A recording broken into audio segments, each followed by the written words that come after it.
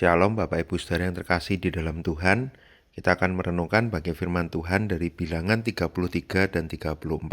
Tapi secara khusus kita akan membahas Bilangan 33. Saya berikan judul dari renungan ini, Taat Sampai Akhir. Taat sampai akhir.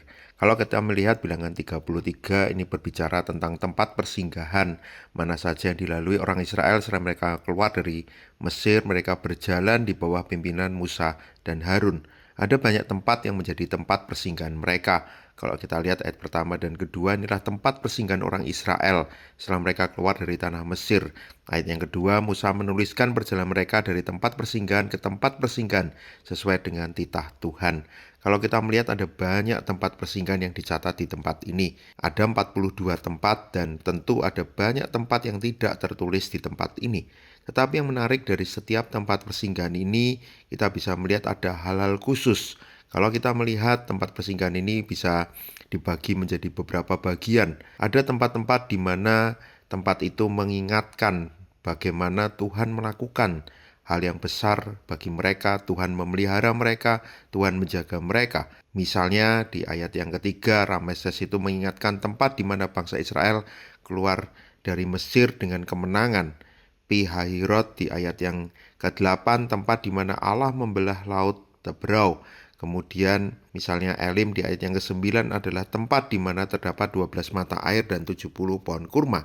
Lalu bagian yang kedua, kalau kita melihat di bagian selanjutnya, ada Mara, Padang Gurun, Sin, Rafidim, dan seterusnya. Itu adalah tempat-tempat di mana bangsa Israel memberontak melawan Allah. Lalu bagian yang lain adalah tempat-tempat yang mungkin tidak disebutkan dengan detail itu menjadi tempat apa. Saudara, kalau kita bayangkan di dalam hidup kita ada banyak kisah, ada banyak-banyak perjalanan. Dan kalau kita melihat apa yang dialami tempat-tempat persinggahan ini menggambarkan di dalam hidup kita pun tentu ada banyak tempat, ada banyak kisah yang kita ingat bagaimana Tuhan memelihara dan menjaga kita. Tetapi ada banyak kisah juga kita melihat bagaimana kita mungkin melakukan hal yang tidak berkenan di hadapan Tuhan. Mungkin kita jatuh dalam dosa, kita gagal. Ada banyak bagian dalam hidup kita yang mungkin juga terlihat biasa, sepertinya hanya berlalu begitu saja. Tetapi apakah semua itu berlalu begitu saja? Tentu tidak. Ketika dicatat di bagian ini kita bisa belajar. Firman Tuhan ini mengingatkan, setiap tempat perhentian adalah tempat di mana mereka melihat ini adalah perjalanan bersama dengan Tuhan. Tuhan yang membawa mereka keluar dari Mesir, Tuhan yang menuntun setiap perjalanan mereka. Tetapi apakah perjalanan itu berhenti di setiap tempat persinggahan ini? Ternyata tidak. Karena itu ketika kita melihat di Bilangan 33 ayat 50 dan seterusnya, ada satu nasihat yang khusus. Ketika mereka akan menyeberangi sungai Yordan, mereka akan masuk ke tanah Kanaan itu. Mereka harus mengusahakan bagaimana penduduk Kanaan itu harus mereka usir. Mereka harus membinasakan segala patung tuangan dan mereka menduduki tanah perjanjian itu. Saudara, kalau kita lihat inilah tujuan akhir dari perjalanan mereka. Bagaimana mereka masuk tanah perjanjian. Bagaimana mereka harus taat sampai akhir.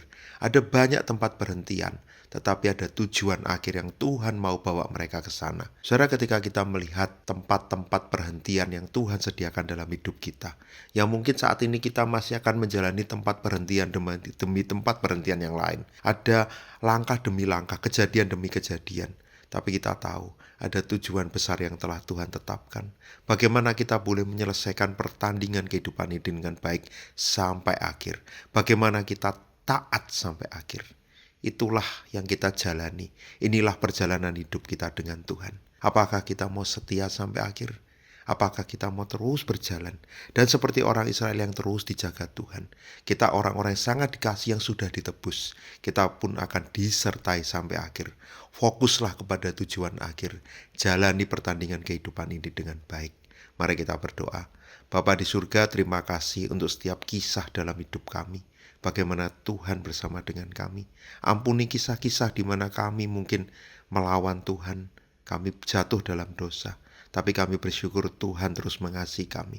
Bila kami terus menjalani kisah kehidupan kami bersama dengan Tuhan, kami mau setia sampai akhir. Di dalam nama Tuhan Yesus kami berdoa. Amin.